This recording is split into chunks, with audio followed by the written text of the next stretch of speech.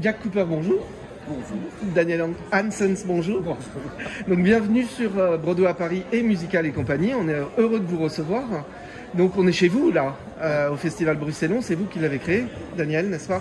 C'est Olivier Mourens qui l'a créé, Ouais. donc c'est le troisième coproducteur du festival, qui l'a créé avec d'autres, puis Jack l'a rejoint, puis moi je suis venu le rejoindre. Voilà, C'est le ça, petit vous dernier êtes- ensemble. Ah, c'est le petit dernier. Il y a plus de 10 ans déjà. Mais c'est parce que Donc, vous étiez sur scène souvent. Et hier j'étais sur scène, oui, avant beaucoup, puis un jour j'ai mis en scène, puis ils m'ont demandé de mettre en scène, puis ils m'ont demandé de produire parce qu'ils préféraient répartir les pertes. Mais là, je crois que ça marche bien depuis quelques années. Mais on est content, ça fait de plus en plus de monde, c'est monté de spectacle en spectacle. On est très surpris positivement de voir que sur un titre peu connu comme Blood Brothers, ben, les gens réservent bien. Alors il y a aussi l'envie de retourner au spectacle, mais Ouais. je pense que les gens commencent à faire confiance au festival et on a vraiment des réservations en hausse d'année en année. C'est un pari qu'on a pris Oui. il y a quelques années, puisqu'on a commencé avec la Mélodie du Bonheur. On n'avait jamais fait de comédie musicale, il y en a très peu en Belgique francophone. Oui. Ça existe beaucoup en Belgique flamande. Et ici, donc, on s'est lancé là-dedans un peu comme des fous, avec 40 personnes sur le plateau et des musiciens et tout. C'est ça. Jamais, enfin, un budget complètement colossal. Et puis, les gens sont venus, et puis on s'est dit, essayons le deuxième, Evita. Puis, on a fait Sunset, puis My Fair Lady, puis on est parti là-dedans. Et puis, on en a d'autres après.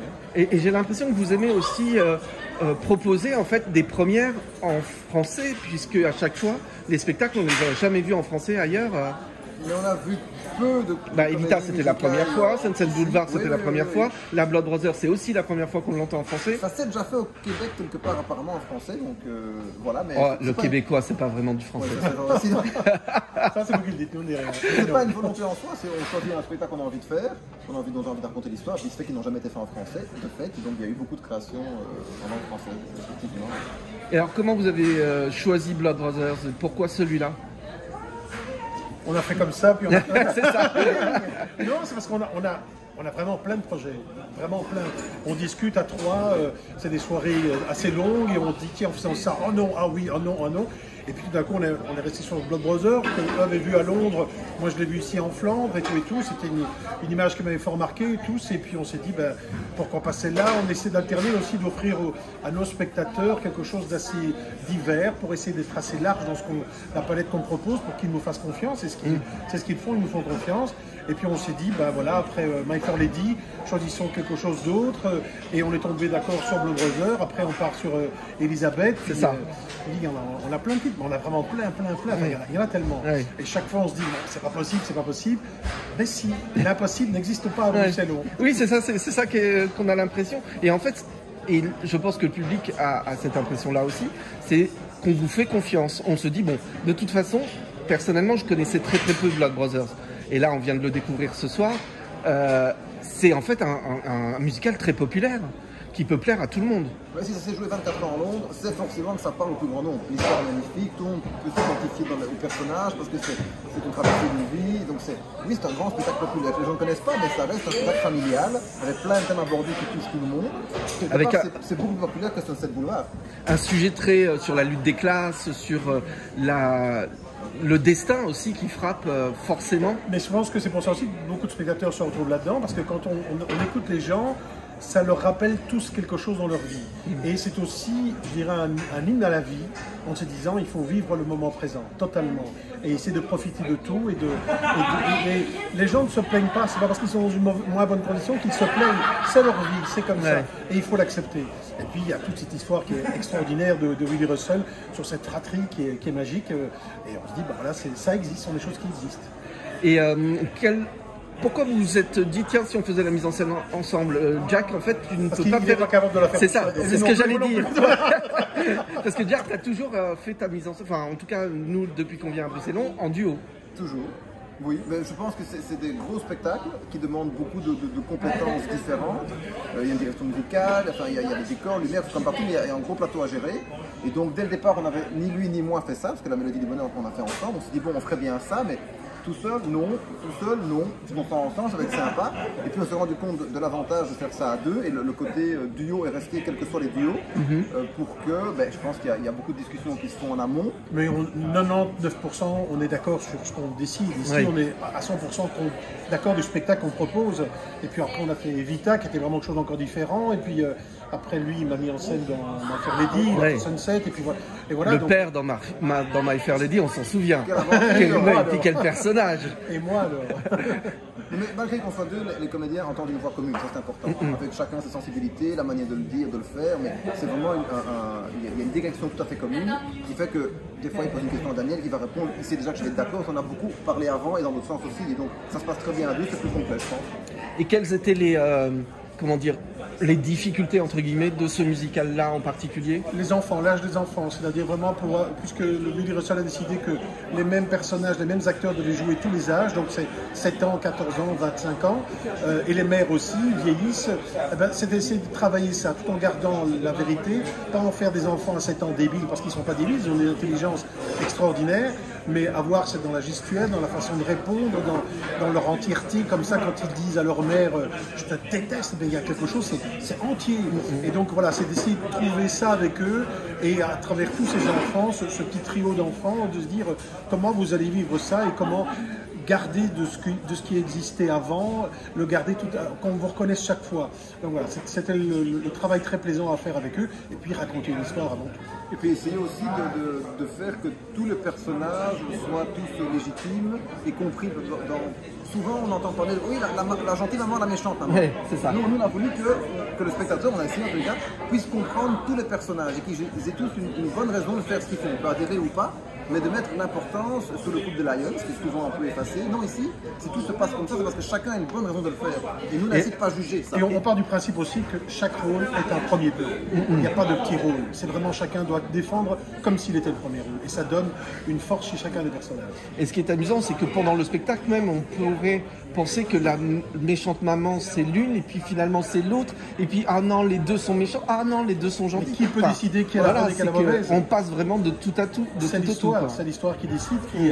Et il y a une vraie empathie pour ces personnages dont on connaît la fin dès le départ du spectacle, mais effectivement quand elle arrive on est quand même surpris. Parce que ce qu'on essaie de faire, c'est qu'on sait comment ça va finir, c'est le début du spectacle, il y a un flashback et j'espère que pendant tout le spectacle, et on espère que les gens vont se dire non, ça ne peut pas finir. C'est ça. Ça ne peut pas. Et inéluctablement, c'est pour ça qu'il y a le narrateur, ça finit quand même par arriver. Mais on l'oublie, c'est le principe de la vie. On est pour mourir. Mais pendant toute la vie, on essaie de vivre. C'est ça. On ne va pas penser à la mort tout le temps. Eh bien, c'est exactement ça. Donc ici, c'est une leçon de vie. Vivez.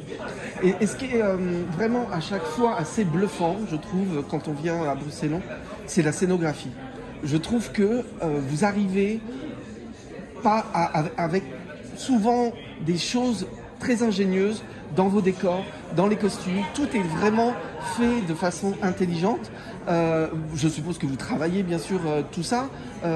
C'est cette maison qui tourne sur elle-même. Enfin, c'est pas grand-chose et en même temps c'est bluffant. Mais je pense que ça n'a jamais été joué en extérieur. Donc ça veut dire que nous, on a la difficulté de jouer en extérieur. Donc on commence en plein jour puis on termine en pleine nuit. Et ça c'est magique. Pas de noir. Et donc on n'a pas de noir, on n'a pas de rideau. Donc on est obligé de tout réinventer en fonction de l'histoire. Et donc parfois on se dit comment on fait, faisons tourner la maison. On a les moyens, on va mettre des roulettes et on est parti. Et donc là on peut jouer sur des tas de lieux différents. Et puis on essaie aussi d'aller, en tout cas ici, dans quelque chose qui est très cru aussi bien dans le jeu que très vrai dans le décor. Et donc on est très réaliste avec toutes ces pierres et tout ce qu'on a travaillé. C'est vrai dès le départ, on est en Angleterre dans les années 60 et c'est vrai que ces pierres-là, on les reconnaît, on se dirait ça peut être n'importe quelle ville anglaise, quoi. Et donc ça c'est vraiment la décoratrice qui s'est fort documentée là-dessus. On regardait toutes les images de Liverpool, donc on a essayé de teinter ça. C'est des vraies briques. Ah oui, en plus. Alors donc cette année Block Brothers, l'année dernière donc le festival a été annulé à cause de la pandémie. Comment vous vivez cela maintenant que ça y est, ça reprend? Comme une libération. Ouais. Mais je pense que les gens ont envie les spectateurs de retourner au théâtre, nous de reproduire des choses. Et on a d'ailleurs failli ne pas se lancer parce que juste avant qu'on lance vraiment la production, on a avec les jauges qui étaient de moitié, donc on s'est dit, en commençant le festival, on savait qu'on perdait un très gros montant si les jauges n'augmentaient pas, qu'on n'avait pas d'aide. Donc en Belgique, pour l'instant, vous n'avez pas le droit aux 100% de jauge. Non, loin de là. Et ça ne changera pas de tout l'été. On espère, si. Mais voilà, on va voir comment ça bouge. Déjà, depuis le moment où on l'a décidé, on a pu un peu augmenter, mais pas encore assez et tout ça. Mais le tout, je vais dire quelque chose de très fort. Tu vas voir, le tout, c'est qu'il faut rester optimiste. Et l'optimisme, c'est regarder à travers un rayon de soleil.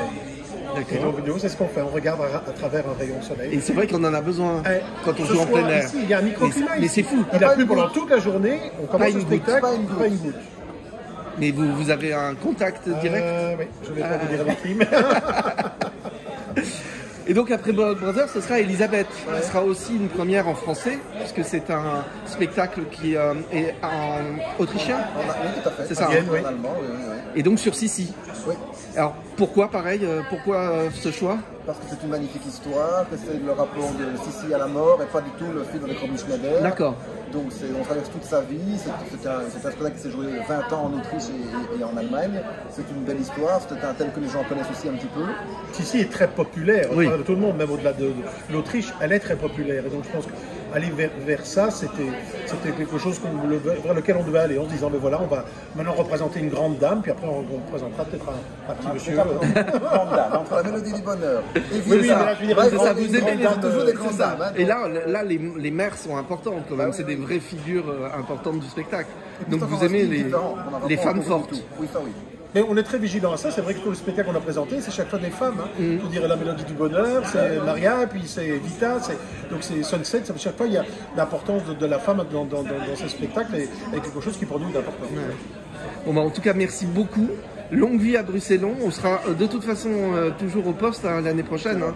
Là, maintenant, nous, on a pris nos tickets, on vient à chaque fois. Et on peut dire donc aux Parisiens et aux Français qui peuvent passer la frontière sans problème. Voilà. Bon, il faut parfois un test PCR, mais là, franchement, en ce moment, pas vraiment. Et on espère pour vous que la jauge augmentera au fur et à mesure et que le public sera au rendez-vous, mais ça ne m'inquiète pas. Ça allait de bien partir. Ouais. Et puis les gens vont jusque Londres pour voir un spectacle. Pourquoi pas à Bruxelles, c'est plus près. Mais c'est ça, c'est ça. Non, en tout Et cas, on merci. mange mieux. Merci beaucoup à vous deux. Merci. À très vite.